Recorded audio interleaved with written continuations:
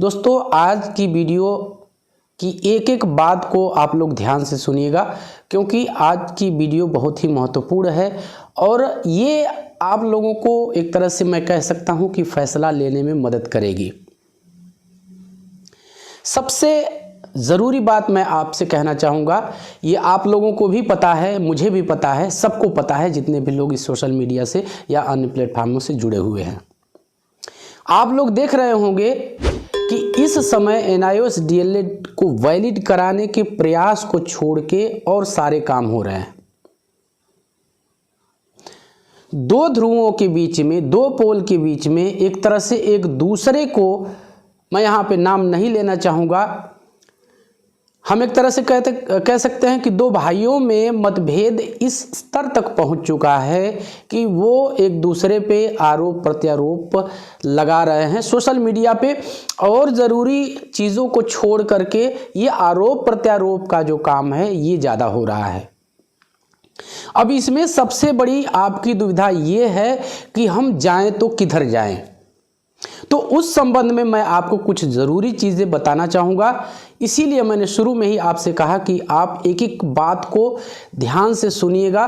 और एक पुरखों की बहुत एक पुरानी कहावत है जो हमारे बड़े बुजुर्गों ने कह रखी है, सुनो गुनो इसके बाद धुनो। इसीलिए मैंने आपसे ये चीज़ें कही। देखिए, आरोप प्रत्यारोप अपनी जगह है। मैंने जितनी भी वीडियोस NIOS DLED के संबंध में बनाई, उसमें लगभग हर वीडियो में मैंने ये कहा कि चाहे जितने पोल बन जाए, चाहे जितने गुट बन जाए, जितने संगठन बन जाए, लेकिन सबका ध्येय सिर्फ एक है, NIOS DLED को वैलिड कराना। ठीक है, आपकी दुविधा ये है कि आप किस तरफ जाएं, पहले भाई की तरफ जाएं, दूसरे भाई की तरफ जाएं, किसका साथ दें, किसका न दें, किसकी बात को सही माने, किसकी बात को गलत माने, ये आप लोग की सबसे बड़ी दुविधा है। मैं आप लोग से एक चीज साफ साफ कह रहा हूं कि जो ध्यान से सुनिएगा, इसीलिए मैंने शुरू में ही कहा कि आप लोग ध्यान से इस चीज को सुनिएगा। ऐसे अभ्यर्थी जो चाहे वो बिहार के हों, वेस्ट बंगाल के हों, आसाम के हों, या फिर त्रिपुरा के हों, या अन्य जो भी भारत के अंदर प्रदेश हैं जहां पे या तो भर्ती हो चुकी है या प्रोसेस में है, यानी ऑनगोइंग वैकेंसी में, और वो किसी भी तरह से उस भर्ती का हिस्सा हैं, तो उनको जो एक बिहार के हैं पप्पू सर बार बार अपील कर रहे हैं सोशल मीडिया पे आके, यूट्यूब पे आके, कि आप लोग पिटिशनर बनिए। मैं आपसे साफ साफ कहता हूं कि आपको पिटिशनर बनना चाहिए।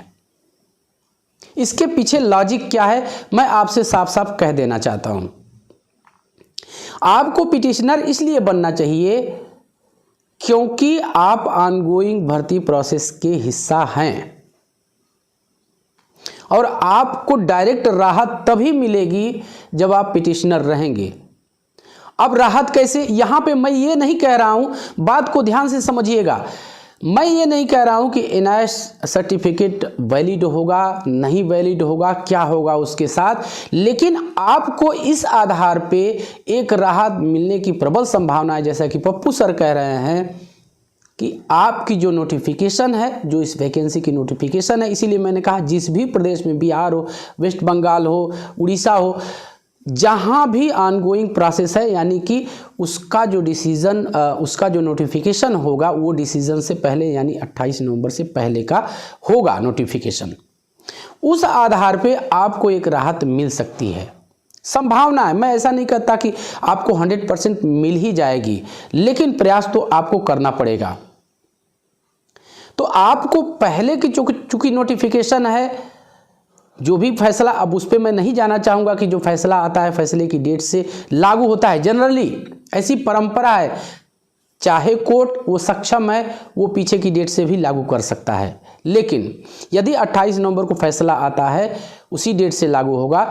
तो जाहिर सी बात है, इस समय जो ऑनगोइंग प्रोसेस में वैकेंसियां हैं, TRE 1 हो, क्योंकि सप्लीमेंट्री उसका भी रुका हो, बिहार की यदि बात करें, TRE 2 हो, इसकी भी आप जानते हैं कि रिजल्ट होल्ड पे रखा हुआ है, इनका रिजल्ट रोका गया है, लेकिन सीटें सुरक्षित हैं।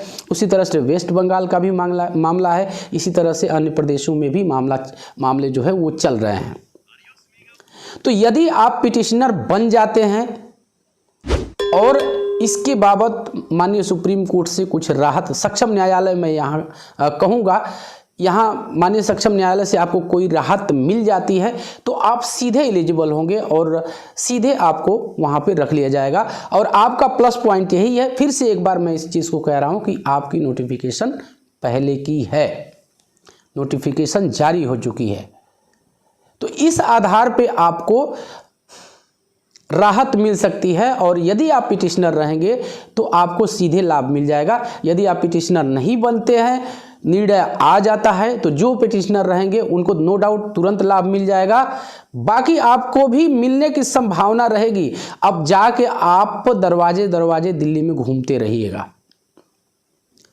जब इतने समूह में, जहां लाखों की बात हो रही है, समूह में यदि आपको मिल जाता है, न्याय मिल जाता है, आपको एलिजिबल मान लिया जाता है, आपको राहत मिल जाती है। मैं राहत शब्द का हमेशा इसलिए प्रयास कर रहा हूं कि एक पॉइंट पे इस पे प्रबल संभावना है कि आपको राहत मिल जाए कि नोटिफिकेशन जो आपकी ऑनगोइंग भर्ती है उसकी नोटिफिकेशन फैसले की डेट से पहले की है।